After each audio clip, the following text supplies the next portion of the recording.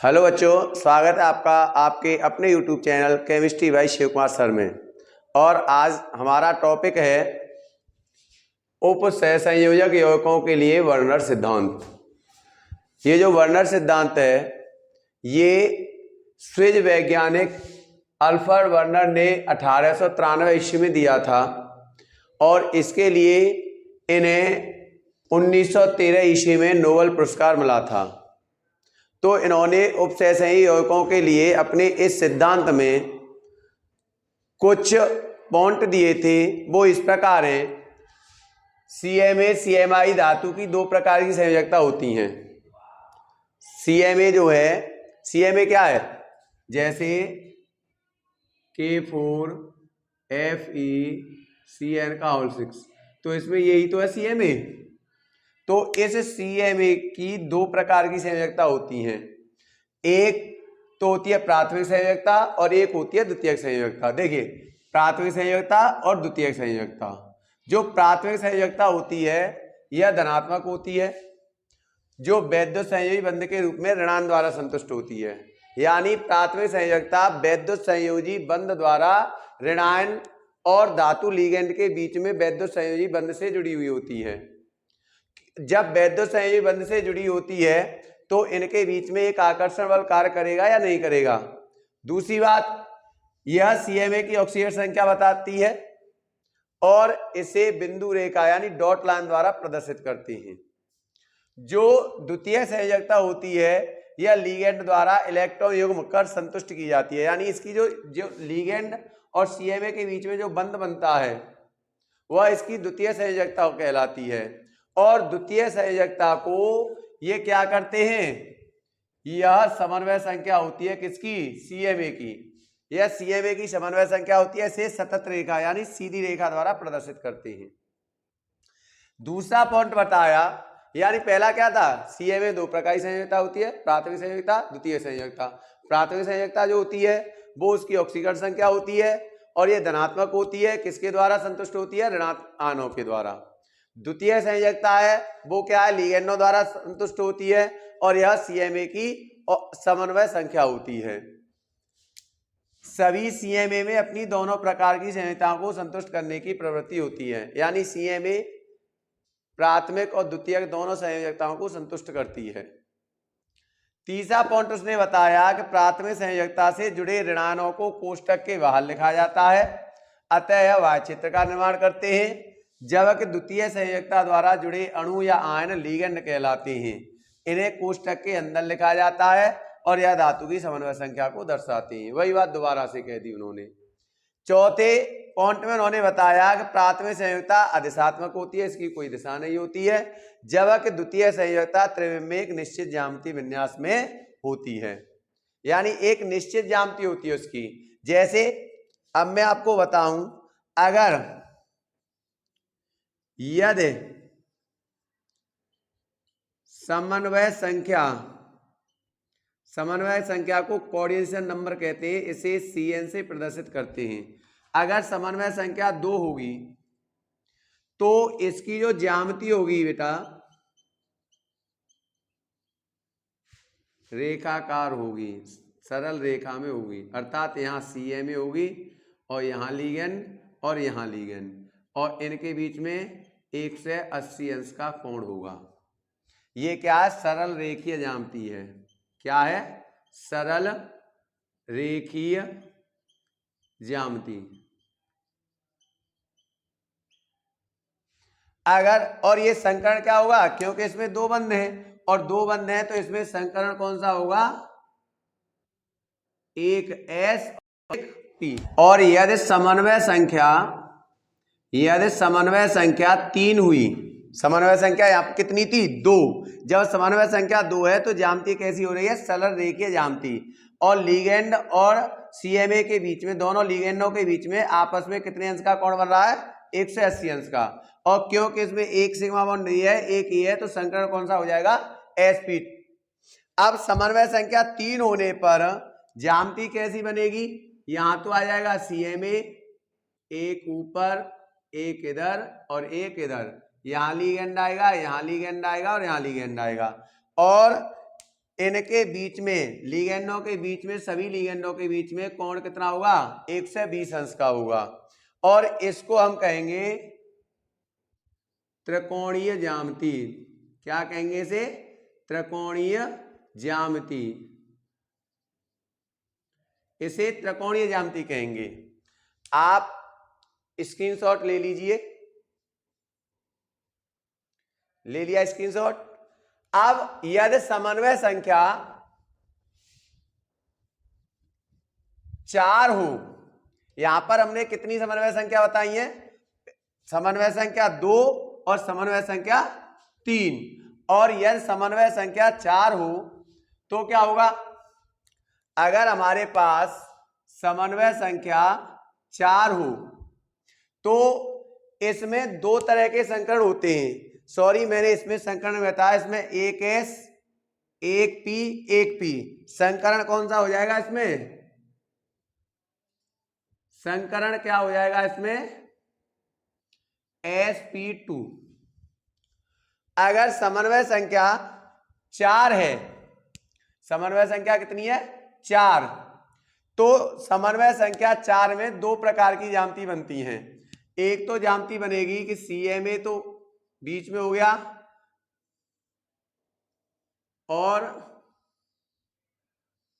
Ligand हो गए कोनों पर।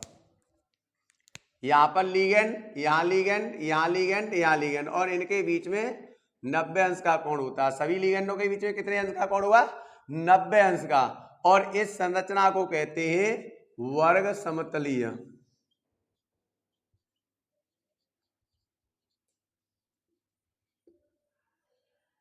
ये संरचना कौन सी कहलाएगी? वर्ग समतलीय। और क्योंकि इसमें 1 2 3 4 सिग्मा बॉन्ड बन रहे हैं, इसलिए इसमें संकरण होगा DsP2। संकरण कौन सा होगा? एक डी कक्षक भाग लेगा, एक एस, और दो पी कक्षक भाग लेंगे। यदि समन्वय संख्या वही 4 ही हुई, Cn बराबर 4 हुई, तो इसमें एक प्रकार की ज्यामिति और बन जाती है। इसमें एक प्रकार की ज्यामिति और बन जाती है, और इसमें यहां पर हो जाती है CMA, और यहां लिगेंड, यहां लिगेंड, यहां लिगेंड, और यहां लिगेंड। इनके बीच में जो कोण होता है वो 109 अंश और 28 मिनट का होता है। कितना होता है? 109 अंश और 28 मिनट का होता है। इस ज्यामिति को कहते हैं, इस ज्यामिति का नाम है चतुष्फलकीय ज्यामिति। क्या नाम है? चतुष्फलकीय ज्यामिति।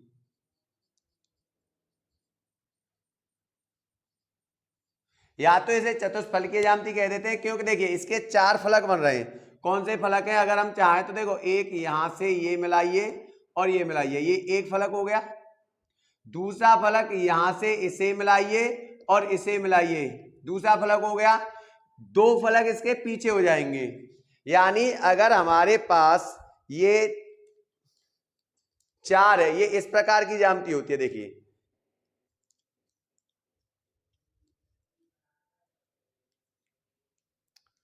ये ज्यामिति इस तरह की होती है। इनके बीच में सभी कोण कितने होते हैं? सभी के बीच में 109 अंश के कोण होते हैं, 109 अंश 28 मिनट। तो बताइए, एक फलक ये बन गया, इनसे बन गया कि नहीं बना? एक फलक। दूसरा फलक ये बन गया, देखो इन तीनों से बन गया। तीसरा फलक कहां बन गया? इससे बन गया, इन तीनों से तीसरा फलक बन गया। और चौथा फलक यहां बन गया, नहीं बन गया, देखो इन तीनों से। तो इसमें 4 फलक होते हैं, इसलिए इसे क्या कहते हैं? चतुष्फलकीय ज्यामिति। यानी अगर हम इसमें बना करके आप दिखाएं तो देखिए,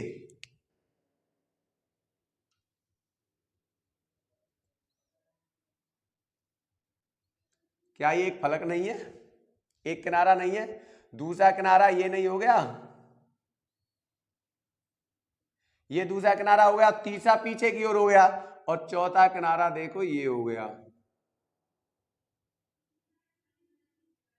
ये चौथा किनारा हो गया। तो ये चतुष्फलकीय संरचना हो जाती है। और इसको एक और कह सकते हैं कि ये त्रिकोणीय संरचना हो गई। देखिए जैसे ये त्रिकोणीय संरचना है, इन तीनों से मिलकर ये त्रिकोणीय संरचना हो गई। और ये ऊपर पिरामिड बन रहा है या नहीं बन रहा है? तंबू बन रहा है या नहीं बन रहा है? तो इस संरचना का एक और नाम है, अथवा करके मैं लिख देता हूं, त्रिकोणीय पिरामिडीय संरचना। यानी नीचे तो त्रिकोण बन रहा है, ये त्रिभुज बन रहा है, और ऊपर क्या बन रहा है, पिरामिड बन रहा है। क्या बन रहा है, पिरामिड, तम्बू बन रहा है, तम्बू को पिरामिड कहते हैं। तो ये त्रिकोणीय पिरामिडीय संरचना भी हो जाएगी। और इसमें जो संकरण होता है वो 1 2 3 4 है। तो संकरण क्या होगा इसका, इसमें जो संकरण होता है वो sp3 संकरण होता है बेटा। कौन सा संकरण होता है, sp3 संकरण होता है। और यदि समन्वय संख्या हमारी 6 है, क्योंकि 5 समन्वय संख्या के उपसहसंयोजी यौगिक नहीं बनते हैं। अगर हमारी समन्वय संख्या कितनी है, समन्वय संख्या अगर हमारी 6 हो गई, तो 6 जब समन्वय संख्या होगी बेटा, तो इस प्रकार से संरचना बनेगी कि यहां तो CMA आ जाएगा, एक लिगेंड ऊपर, एक लिगेंड नीचे, एक लिगेंड इधर, एक लिगेंड इधर, एक लिगेंड इधर और एक लिगेंड इधर। यानी यहां पर आ जाएंगे सभी लिगेंड, ये लिगेंड, ये लिगेंड, ये लिगेंड, ये लिगेंड, ये लिगेंड और ये लिगेंड। और इस तरह से ये कहां बन जाएगा, इस तरह से ये तो एक वर्ग बन जाएगा ऐसे, ये तो वर्ग बन गया एक। मैं इसे सीधी कर देता हूं ये। और यहां पर अगर देखा जाए तो देखिए,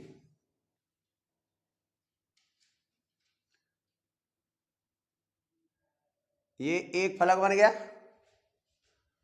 और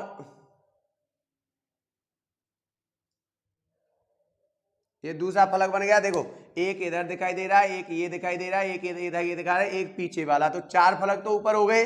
और इसी तरह से देखिए, ये 4 फलक, इससे बना देता हूं मैं, ये 4 फलक नीचे हो जाएंगे। देखो कौन कौन से, देखो एक ये फलक बन गया, ठीक है, एक इससे मिला दीजिए, ये फलक बन गया, एक ये फलक, एक फलक, एक फलक, एक पीछे वाला फलक हो गया। यानी 4 फलक ऊपर, 4 फलक नीचे। इसलिए इस संरचना को कहते हैं, इस संरचना को यहां लिख देता हूं अष्टफलकीय संरचना, अष्टफलकीय संरचना। या देखिए, ये तो वर्ग बन गया ना एक, ये तो वर्ग बन गया, जहां यहां पर त्रिभुज बना है, त्रिकोण बना है, इस तरह से यहां वर्ग बन गया। और एक तम्बू ऊपर की ओर है, एक तम्बू नीचे की ओर है, यानी एक पिरामिड ऊपर की ओर, एक पिरामिड नीचे की ओर। तो इसका एक और नाम हो जाएगा चतुष्फलकीय, या वर्ग समतलीय कर देते हैं, चलो, वर्ग समतलीय द्विपिरामिडीय, द्विपिरामिडीय संरचना हो जाएगी इसकी। क्या हो जाएगी, वर्ग समतलीय। यहां वर्ग समतल में एक वर्ग बन गया है, एक तम्बू ऊपर, एक तम्बू नीचे, तो द्विपिरामिडीय संरचना हो जाएगी। और इसमें संकरण कौन सा होगा, इसमें संकरण कौन सा होगा, इसमें संकरण कौन सा होगा, D2sp3। देखिए क्या है, 6 है कि नहीं है, तो 2 D के, 1 S के, 3 P के, 6 हो गए कि नहीं हो गए, 6 का चक्कर भाग ले लिया, नहीं हो गया। तो इसमें संकरण हो जाएगा D2sp3। तो वर्नर ने क्या बताया था कि CMA की 2 संरचना, 2 संयोजकता होती है, एक प्राथमिक संयोजकता, एक द्वितीय संयोजकता। प्राथमिक संयोजकता ऑक्सीकरण संख्या होती है, द्वितीय संयोजकता समन्वय संख्या होती है। CMA अपनी दोनों संयोजकताओं को संतुष्ट करता है। अगला पॉइंट क्या बताया था, जो ऋणात्मक आयनों द्वारा या ऋण आयनों के द्वारा जो वैद्युत संयोजी बंध के द्वारा संयोजकता, जो प्राथमिक संयोजकता प्रदर्शित की जाती है, उसे हम डॉट लाइन द्वारा प्रदर्शित करते हैं, और द्वितीय संयोजकता को एक सरल रेखा द्वारा प्रदर्शित करते हैं। जो ऋणायन होते हैं वो कोष्टक से बाहर रहते हैं, और द्वितीय संयोजकता जिन लिगेंडों द्वारा संतुष्ट होती है वो कोष्टक के अंदर होते हैं। और प्राथमिक संयोजकता की कोई निश्चित ज्यामिति नहीं होती है, लेकिन द्वितीय संयोजकता त्रिविम में एक निश्चित ज्यामिति रखती है। अगर CN 2 है तो कैसी हो जाएगी, एक सरल रेखीय संरचना होगी। Cn समन्वय संख्या अगर 3 है तो कैसी संरचना होगी, त्रिकोणीय संरचना होगी। अगर Cn 4 है तो वर्ग समतलीय और चतुष्फलकीय ज्यामिति बनाती हैं, लेकिन इन दोनों में संकरण अलग होता है। वर्ग समतलीय में संकरण DsP2 होता है, जबकि चतुष्फलकीय संरचना में संकरण sp3 होता है। अगर समन्वय संख्या 6 है तो ये अष्टफलकीय संरचना बनाएगी और इसमें D2sp3 संकरण होता है। तो ये वर्नर ने सिद्धांत दिया था उपसहसंयोजी यौगिकों के लिए, जिसे वर्नर सिद्धांत के नाम से जाना जाता है। आज की वीडियो यहीं समाप्त होती है। आशा है आज की वीडियो आपको पसंद आई होगी, और यदि वीडियो पसंद आई हो तो प्लीज़ हमारे चैनल को सब्सक्राइब करें और बेल आइकन को दबाएं, ताकि हमारी वीडियो का सबसे पहले नोटिफिकेशन आप तक पहुंचे। थैंक यू, धन्यवाद।